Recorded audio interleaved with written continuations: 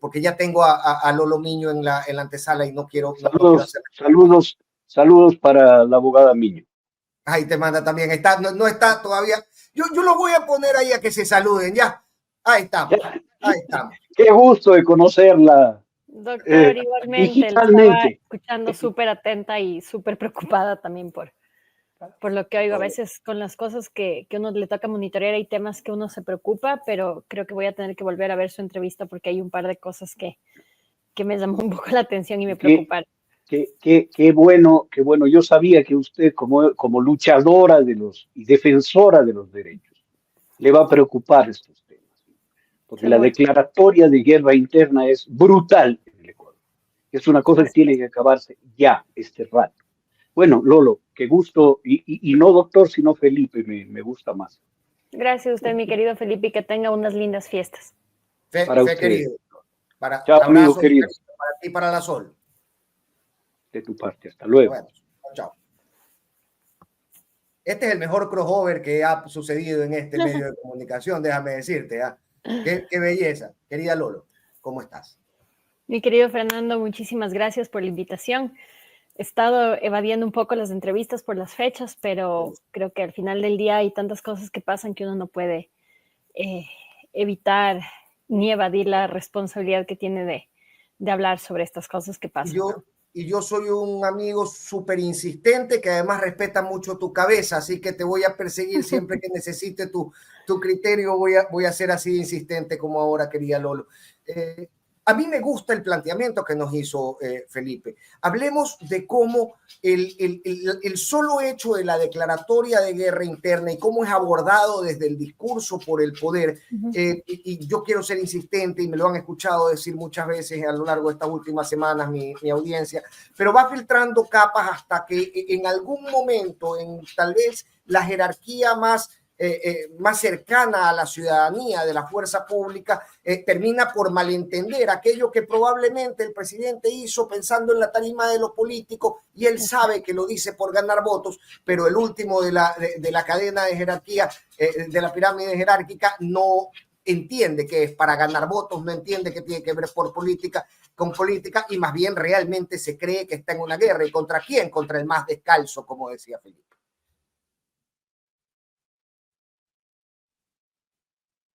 No te estoy escuchando, querida Lolo. ¿Ahí? ¿Me escuchan? Ahí, perfecto. Ya, lo primero que yo creo que es importante repetir hasta el cansancio es que las calificaciones que desde ciertos sectores hacemos del conflicto armado no son calificaciones políticas. O sea, a nosotros los abogados, los internacionalistas, especialistas en derechos humanos, en derecho constitucional, nosotros no hacemos valoraciones políticas. Y yo creo que no voy a cansar de repetir esto, y lo repetí en un espacio anterior, porque creo que el debate está tan contaminado y trastocado que todo se reduce a una pugna política entre novoístas y antinovoístas, correístas y anticorreístas. Y habemos un sector de la población, y yo lo comentaba hace unos momentos en mi cuenta de Twitter, habemos un sector de la población que en realidad no pertenecemos a ninguno de esos lugares, ni somos de extrema derecha, ni somos libertarios, ni somos de izquierda como un colega Trino hace un momento, que me pareció una cosa muy desafortunada, porque eso reduce el debate a cuestiones meramente políticas. Y aquí habemos muchas personas, de las cuales yo me incluyo, que tenemos un criterio técnico y apolítico. Tan apolítico es el criterio que nosotros esgrimimos que usualmente mis colegas y yo no somos simpáticos para nadie del espectro político. No nos quiere ni el correísmo, ni el anticorreísmo, ni el no correísmo, ni el asismo, ni el novoísmo, nadie nos quiere. Y eso van pendulando entre los insultos de los unos y los otros. Claro, o sea, uno tiene que un poco ahí taparse de las agresiones, pero además lo que sí es cierto es que muchas veces nuestro discurso sí sirve para un posicionamiento político de ciertos grupos. Estos grupos se van a agarrar, se van a hacer de eso, lo van a replicar, pero eso no quiere decir que nuestro discurso de origen sea político. Entonces, esto creo que con esto quiero dibujar la cancha para que se entienda desde dónde voy a hablar, que creo que a estas alturas, 12 años después de tener una vida pública, en una vida de hacer opinión pública, tendría que ya saberse, pero bueno, lo voy a repetir: nosotros no hacemos opinión política, nosotros hacemos opinión técnica jurídica. Y quienes hacen técnica jurídica desde la opinión no están ni en la derecha ni en la izquierda, sino en el derecho. Que en el derecho puedes tener muchas interpretaciones también, pero digamos es distinto cuando alguien habla desde el derecho politiqueramente, como también hay colegas que se han vendido a la política de manera muy preocupante, y los que tratamos de transmitirle a la ciudadanía, bueno, te voy a explicar lo que yo creo que está pasando desde el derecho.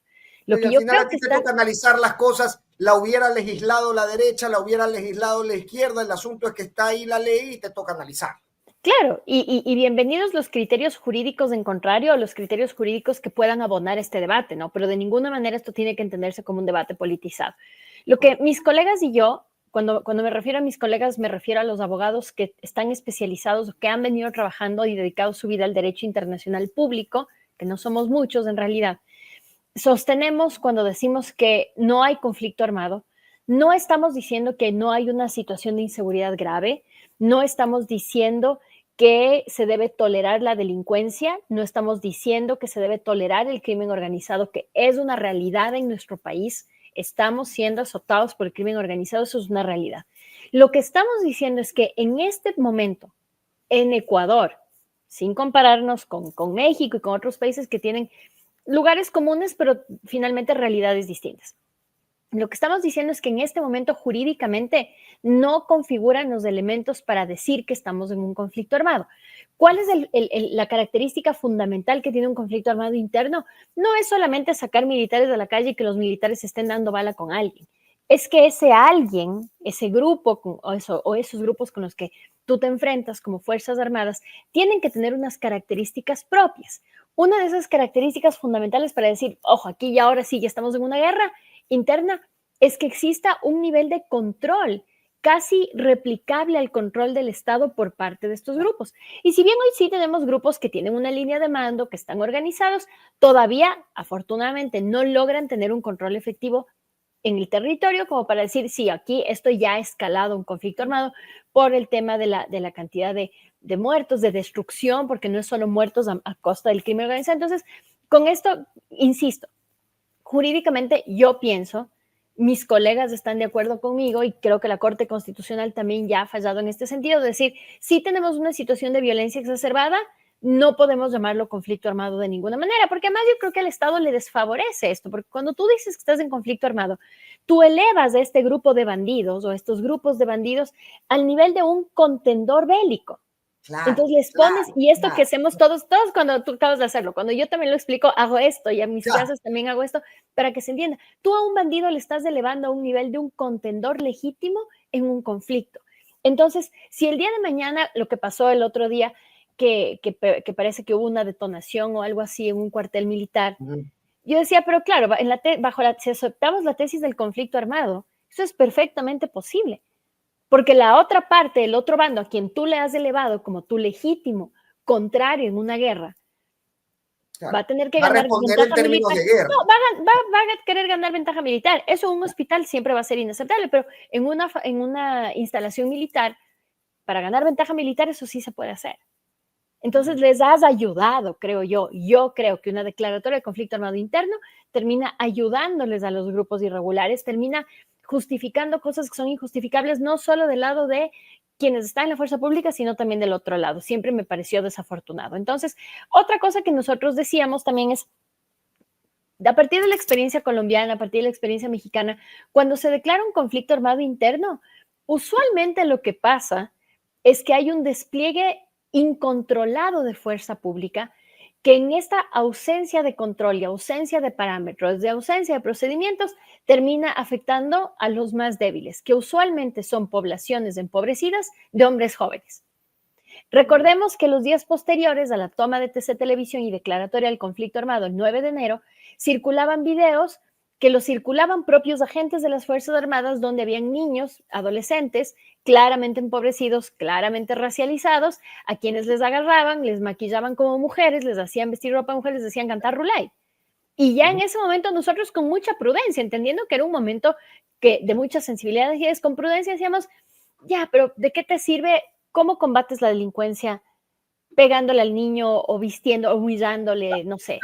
¿Cómo lesionas a una organización delictiva agarrando un niño de 10 años, de 14 años y haciéndole desollar su propio tatuaje? Yo me pregunto realmente lo mismo.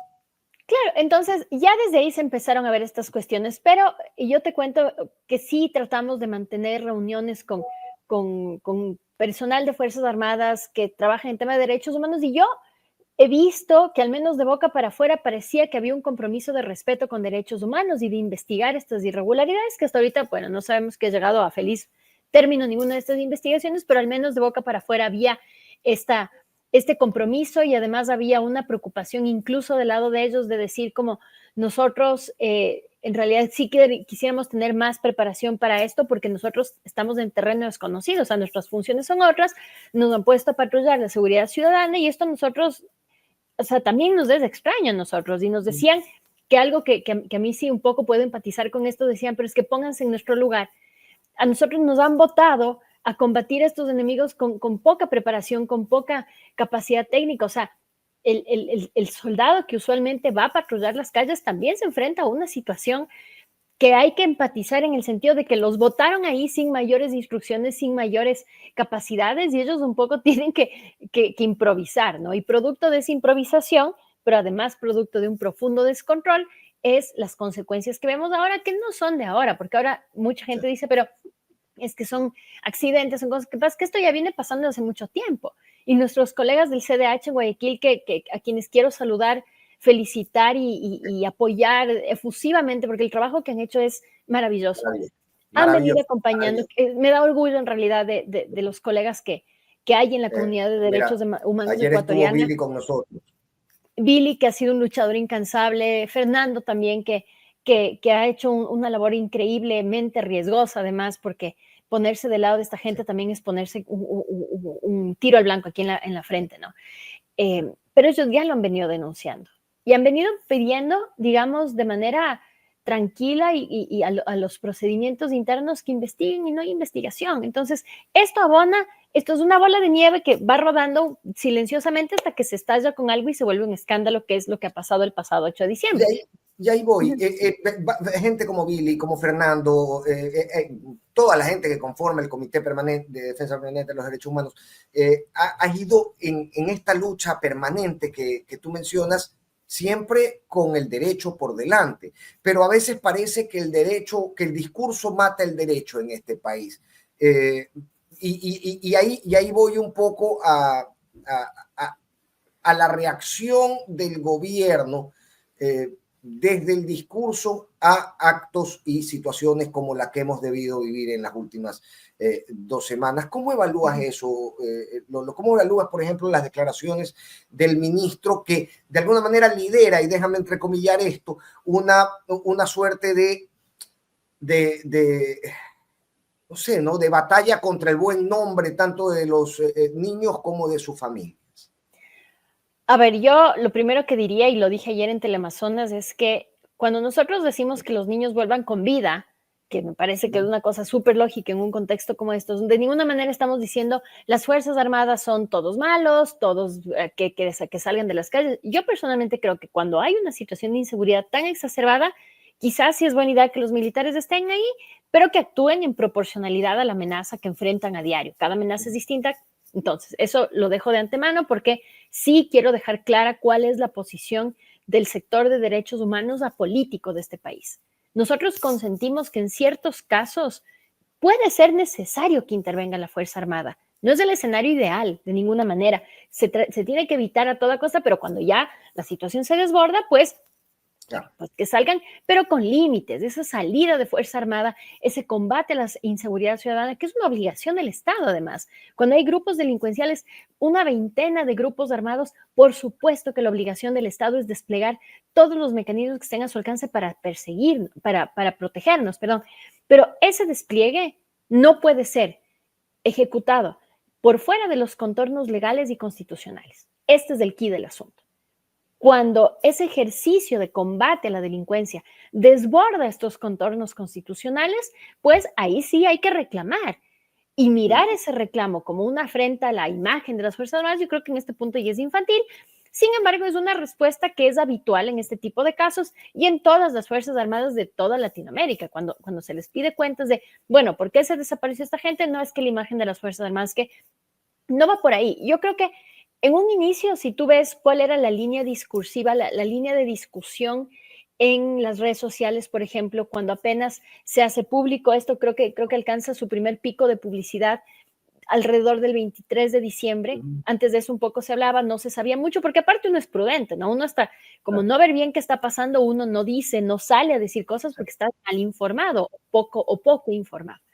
A partir del 23 de diciembre, lo que sabíamos es que había niños que habían sido desaparecidos en el contexto de un operativo. Cuando uno dice esto, uno espera algo de la institución cuestionada. Lo que esperaba la ciudadanía, yo al menos esperaba, es que en esta rueda de prensa, donde salieron las más altas autoridades del Estado en materia de seguridad, digan cosas que evidencien de manera inequívoca que la institución y el Estado están comprometidos por buscar la verdad.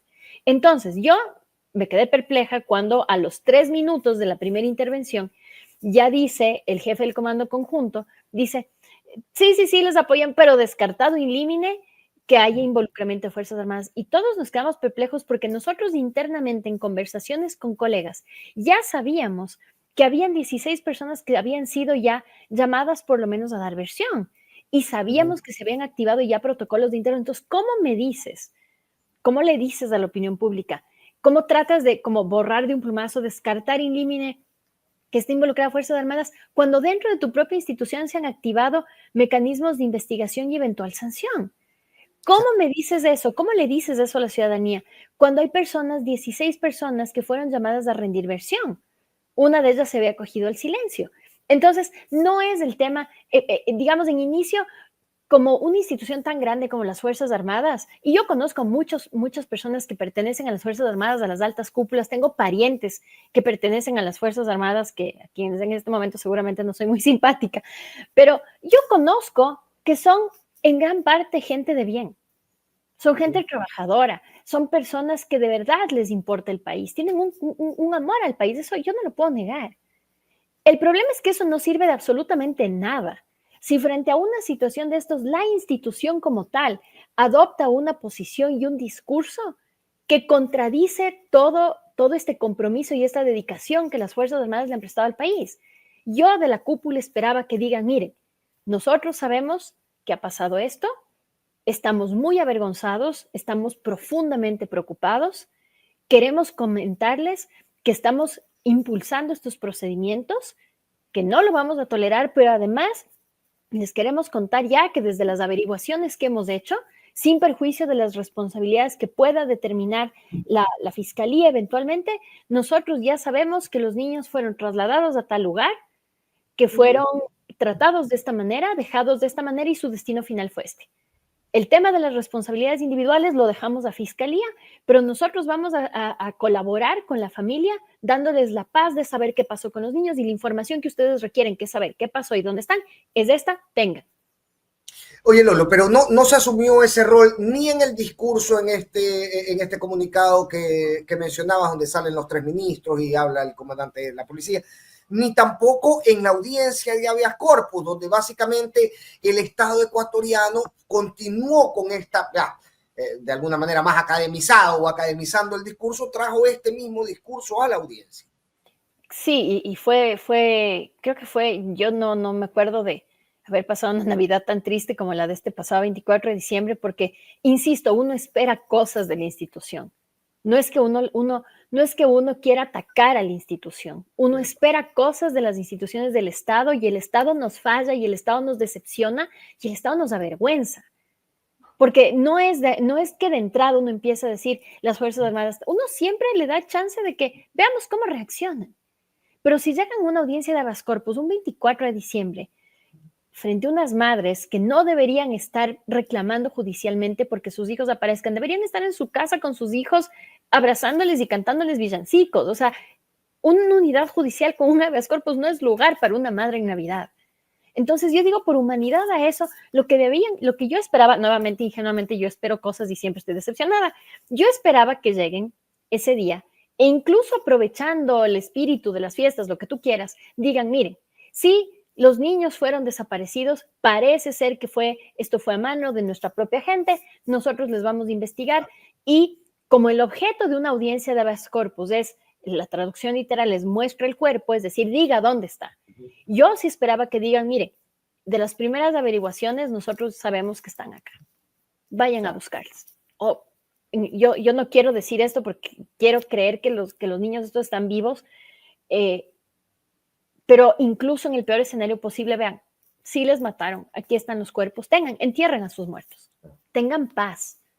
Y entonces cuando llegas a una audiencia de los corpus y empiezas a escuchar cosas de que el argumento, digamos, si yo pudiera resumir el argumento que se manejó en la audiencia de habeas corpus fue, sí, nosotros les detuvimos, porque parecía que estaban robando, nos dijeron que estaban robando, les detuvimos, les llevamos hasta Taura, nadie te explica cómo así les llevaste a Taura y no a la DINAPEN y no a un montón de retenes y unidades de policía que hay a lo largo de Guayaquil. Y luego ellos les dejamos afuera, nunca entraron a Taura por si acaso, les dejamos afuera y ahí sí no sé qué habrá pasado, capaz fueron los GDOs. Y luego esto se refrenda en voces de los propios militares el día de ayer diciendo es que los hemos dejado donde ellos nos pidieron que los dejemos. O sea, yo no sé. Decíamos con Felipe que es un over militar. ¿Será que los militares que estuvieron en ese operativo no tienen hijos? Pero si a mí mi hijo de 13 años me dice, mami, déjame aquí nomás en la calle. No, hijito, no te va a dejar en la calle, o sea, te puede pasar algo. Entonces, hay preguntas que no se están contestando. Y la primera pregunta fundamental es, ¿por qué? Bueno, la otra tesis que se empieza o que se trata de posicionar en el debate público es de estos niños estaban robando. Ok, estaban robando. Cuando una persona roba, nadie está diciendo que a un ladrón tú no le agarres en flagrancia, le puedes agarrar en delito flagrante, es decir, mientras está robando, ¿qué haces ahí? Les llevas ante un juez, le das un defensor público, le juzgas en flagrancia, le condenas en flagrancia. Si es un niño o un adolescente, hay un procedimiento frente a los jueces especializados de niñez y adolescencia para eso. Lo que nunca vas a encontrar ni en el Código Penal ni en el Código de la Niñez y Adolescencia es un artículo que diga y les llevas a Taura sin avisarles a los papás, sin darles un abogado y sin determinar su paradero. Es que estamos hablando de cosas extremadamente obvias. Entonces, hay muchos escenarios. Y efectivamente, la fuerza pública estaba cumpliendo su labor de seguridad. Y si estos niños efectivamente estaban, igual no es justificación, porque hay procedimientos que no se han seguido. Y luego después de eso hay como todo un antes y un después, o sea, hay todo el antes, que sí, no es atribuirle a la institución que haya malos elementos hay en todo lado. En los colegios hay malos alumnos, en los hospitales hay médicos matasanos, en todas las instituciones, por más buena, pulcra que sea la institución, no te libras de las malas manzanas. Pero frente a una situación de evidente exceso de estos agentes malos, digamos, excepcionalmente, la institución tiene que responder a la altura de lo que se espera de esa institución. ¿Qué tenemos hasta ahora? No tenemos claridad en los hechos, porque un poco la siguiente línea discursiva que se está manejando ahora es como que no podemos decir nada porque ahorita está investigando la fiscalía. O sea, una investigación fiscal por un asesinato múltiple puede tomar años. Entonces, lo que están diciendo, lo que yo estoy entendiendo de ese mensaje es, bueno, dejemos que la fiscalía determine qué pasó. O sea, entonces lo que usted me está diciendo es que las mamás de esos 4 niños van a tener que pasar 4 años en la angustia, en la incertidumbre, en el dolor, sin poder siquiera enterrar sus muertos hasta que la justicia de este país, que no se destaca por ser la más eficiente, la más oportuna y la más imparcial, les diga qué pasó. Cuando casi textualmente es lo que dice el ministro en la entrevista de ayer en Radio Centro, diciendo, ¿sabes qué? Oye, es la fiscalía la que tiene que avanzar. Y es cierto, la fiscalía, ¿qué tiene que hacer? Y esto quiero también que quienes te escuchan a ti, te ven, mi querido Fernando, entiendan. Hay responsabilidades múltiples y diferentes líneas de acción en este tipo de casos. ¿Qué le corresponde hacer a la fiscalía y eventualmente a la función judicial en materia penal? Tendrán que determinar responsabilidades individuales de estas 16 personas. Juanito les disparó, Pepito cavó el hueco donde ellos fueron enterrados, el otro prendió el fósforo. ¿Me entienden? Va a determinar las responsabilidades individuales de cada quien. Pero esa determinación de responsabilidad penal individual de ninguna manera conflictúa, creo yo, ni se contradice con la posibilidad que tiene, que tendría, por ejemplo, el jefe de comando conjunto a estos 16 que son sus subalternos, porque hay una línea de mando de decirles, ahorita mismo me dicen qué hicieron con los guaguas. Yo no voy a decir quién, cómo, ni dónde. No voy a dar nombres, pero esta familia sí necesita saber qué pasó y yo les voy a dar respuestas. Por lo menos les llevaron a tal hora hicieron la llamada, después de la llamada pasó esto, luego lo que le hicieron fue tal y tal, por más horroroso que sea, y luego decidieron llevarles por afuera y quemarles, ya. Y obviamente para las familias será doloroso escuchar una noticia fatal que creo que todo el país está esperando, ojalá no sean, si no son, igual hay un problema enorme, porque entonces, ¿quiénes son?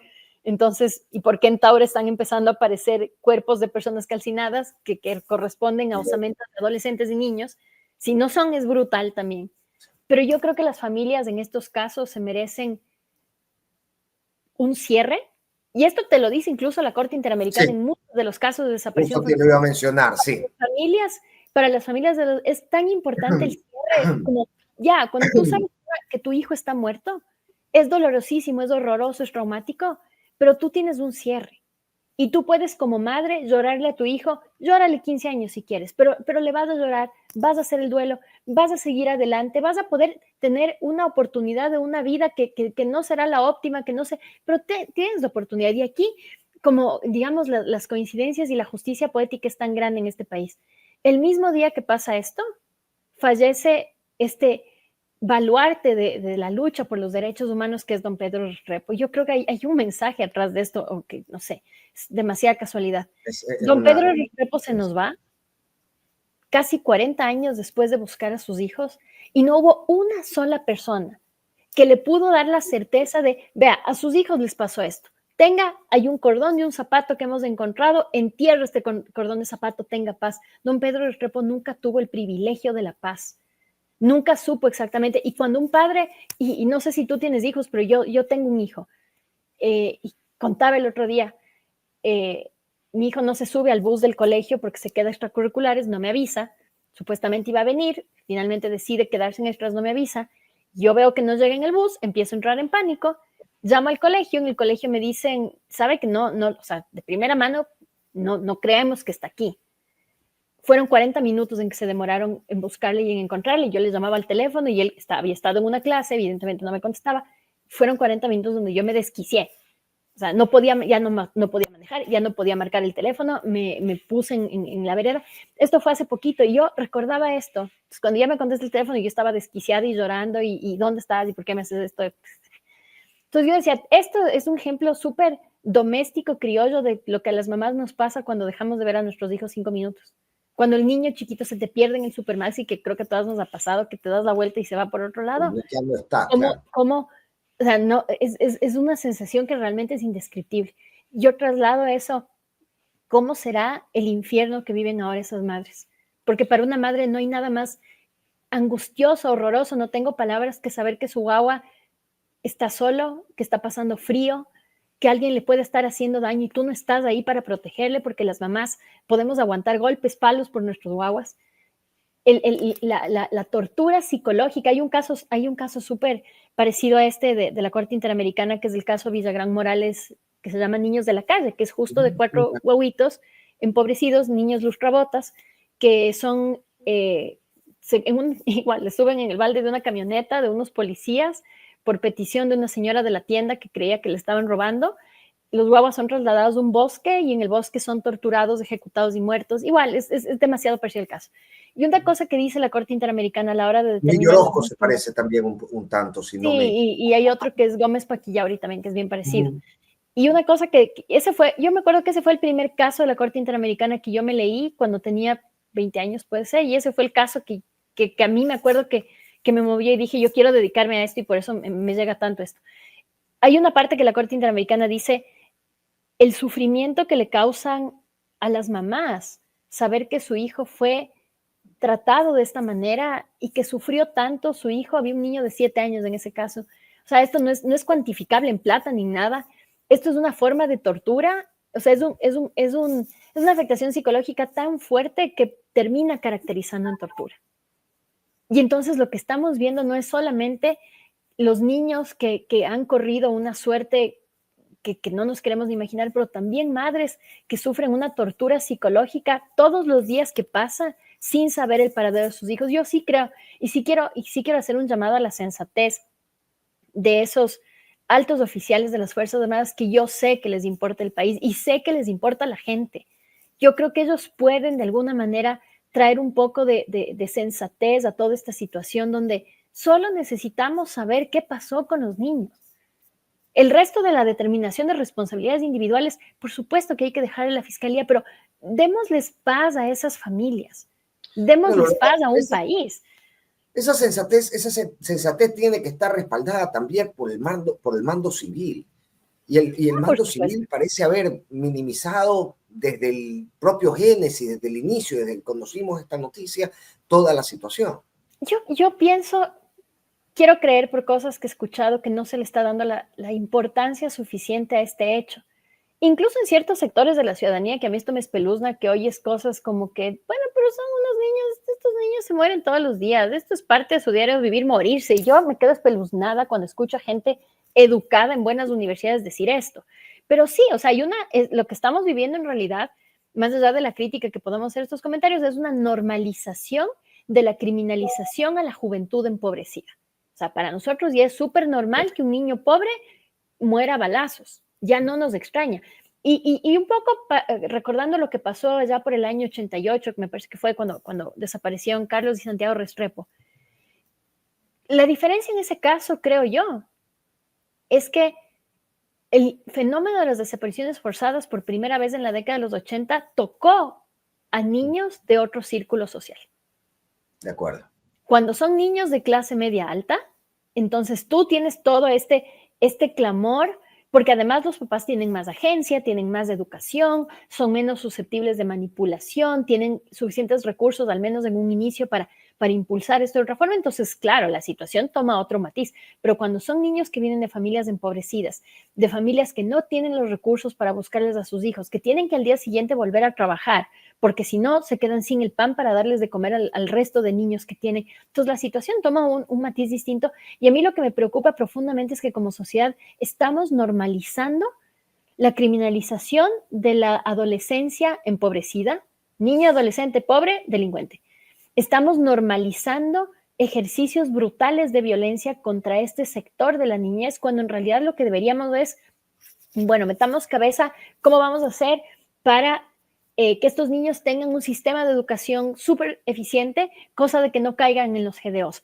¿Cómo hacemos programas, por ejemplo, de capacitación profesional en cuestiones técnicas para darles oficio a estos niños y que no caigan en manos de los GDOs? No estamos haciéndonos de esas preguntas. Entonces, frente a esa normalización, digamos, de la sociedad, un poco calibrando qué es lo que la sociedad quiere y no quiere, responden los actores políticos. Entonces, si no hay una respuesta de los actores políticos es porque saben que a la sociedad no les importa, que claro, ellos deberían abanderar esta lucha y deberían protegernos a todos, pero evidentemente yo creo que hay una percepción de que 4 niños pobres en realidad no van a ser una mella en los resultados electorales, que finalmente es lo único que les interesa. Y yo quiero creer que eso no es cierto. Quiero creer que la ciudadanía sí va a sacar la voz por estos guaguas que no tienen voz, que sus padres tienen recursos sumamente limitados. Yo sí creo que deberíamos exigir más a las autoridades, porque finalmente, si tú tienes a alguien que dice ser comandante en jefe de las Fuerzas Armadas, a ese comandante en jefe no le cuesta nada ir donde sus subalternos y decir, este rato me dicen qué hicieron con los guaguas.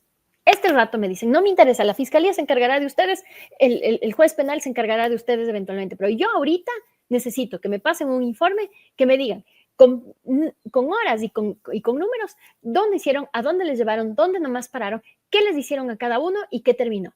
Lo demás que se entiende la fiscalía, pero yo a estas familias les voy a dar verdad. Si yo estuviera en este momento sentada en Carondelet, lo que yo haría es eso. Y eso además lo que no se entiende es que con cada incidente de estos, porque no es un incidente aislado, no es solo los Restrepo, luego en algún momento tuvimos el caso que se llamaba el caso Fibeca, luego tuvimos el caso de David Romo, que de David Romo ya no se acuerda nadie, que en alguna oportunidad David Romo le llaman a hacer a la mamá una reconstrucción de los hechos con un chancho. La llevan a la señora un camal y le dicen eso. Le llevan un camal y le dicen eso le pasó a su hijo, grotesco. Y luego tenemos hace no mucho María Belén Bernal, Yaidita Ati. Entonces, no es que esto yo quisiera, si es que me escucha la gente de Fuerzas Armadas, yo quisiera mandarles un mensaje, no es que la ciudadanía esté en contra de la institución, Es más, yo creo que vemos muchos ciudadanos que valoramos lo que significa para sus tropas salir a combatir un conflicto para el cual no estaban ustedes preparados, con pocos recursos, con poca instrucción. Yo sí valoro eso. Y sí valoro que nos cuiden, porque a veces vas a espacios públicos donde antes era súper inseguro, les ves, dices, estos soldados que pertenecen también al pueblo también se están jugando la vida. Entonces, no es con ustedes. Lo que sí es un reclamo, creo que legítimo a una institución que tiene que estar a la altura de las circunstancias. Si hay una desaparición forzada, tienen que estar a la altura de las circunstancias. Y créanme, que el momento que se demuestre que están a la altura de las circunstancias, la gente de derechos humanos será la primera en aplaudir. Porque nosotros también, desde las organizaciones de derechos humanos, algo que hemos sido muy insistentes, por ejemplo, con la cooperación internacional, es tienen que ayudarles. O sea, tienen que darles recursos, tienen que darles entrenamiento. No es posible que les saquen a las calles sin saber lo que están haciendo, sin armas suficientes, sin entrenamiento suficiente. Les ponen en riesgo. Nosotros, yo personalmente he dicho esto en un montón de espacios. Entonces, no es que no queremos que ellos combatan a la delincuencia, no es que no queremos que ellos se hagan cargo de la seguridad ciudadana, no es que no estamos agradecidos, y yo se los he dicho en reuniones, yo sí estoy profundamente agradecida de que ustedes pongan a su gente y pongan a sus soldados para cuidarnos. Yo sí agradezco eso. Pero cuando hay un exceso, esos excesos tienen que abordarse con la altura que una institución como las Fuerzas Armadas debería dar estos asuntos, con absoluta intolerancia al uso abusivo de la fuerza, con absoluta intolerancia a las violaciones de derechos humanos y con una profunda transparencia y empatía contra quienes han sido víctimas de los que yo estoy segura, ojalá sean malos elementos. Yo suscribo con eso. No todos son así. Pero si entonces no todos son así, entonces demostremos que la institución no va a colaborar con los pocos que son así. Seamos coherentes. Ese es el kit del asunto. Clarísimo, Lolo, como siempre, y te lo agradezco muchísimo. A ti, mi querido Fernando. Sabes que esta es tu casa, ojalá muy prontamente podamos volver a conversar. Gracias. Pronto nos veremos, mi querido Fernando. Yo te agradezco muchísimo por el espacio y por seguir la noticia que creo que no hay que descansar, no hay que dejar solas a las familias. Así se hará en este medio. Mi abrazo muy cariñoso para ti y para tu casa en este nuevo año. Querido. Abrazos para ti también. Chao, chao. Bien, Lolo Miño, ayer me preguntaban por Lolo Miño, alguien me decía, no, es que aparecerá Lolo Miño. Lolo Miño necesita aparecer porque su presencia es permanente en defensa de este tipo de causas. Y saben que lo que inicia diciendo Lolo hoy es algo que tenemos que tener claro todos, porque tal vez uno puede tener su bandera política y puede tener su posición política, que es muy legítima. Pero lo que dice Lolo es cierto. Quien hace análisis jurídico respecto de los derechos humanos son personas que reciben hoy la puteada de los unos y mañana la puteada de los otros. Y se mantienen fijados, siempre con la vista puesta en sostener la defensa de los derechos fundamentales de todos, de los unos que los putean hoy y de los otros que los putearán mañana. Pero siempre el objetivo está cifrado en la defensa de los derechos más elementales. Nos vamos a un corte, Produ, sí, te estaba leyendo, vámonos a un corte.